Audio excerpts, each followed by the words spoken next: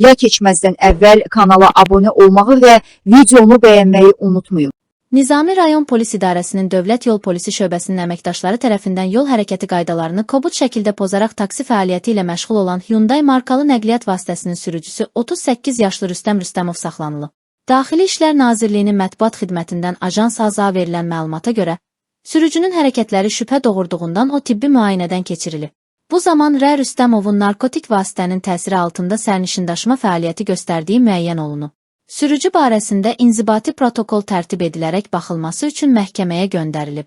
Məhkəmənin qərarı ilə Rüstəmov 10 gün müddətinə inzibati qaydada həbs edilib. Bundan başqa polis əməkdaşları tərəfindən müvafiq icazələri olmadan rayon ərazisində taksi fəaliyyəti ilə məşğul olan sürücülərin aşkarlanması məqsədilə profilaktik tədbirlər təşkil edilib. Son 2 gün ərzində 61 sürücünün qanunsuz olaraq taksi fəaliyyəti ilə məşğul olduğu aşkar edilib. Sürücülərlə maarifləndirici söhbət aparılıb, onlara qanunvericiliyin tələbləri izah edilərək barələrində inzibati protokol tərtib olunub. Qeyd edilib ki, taksi minik avtomobilləri ilə sərnişindaşıma ilə məşğul olmaq istəyən şəxslər müvafiq icazələr əsasında fəaliyyət göstərməlidirlər.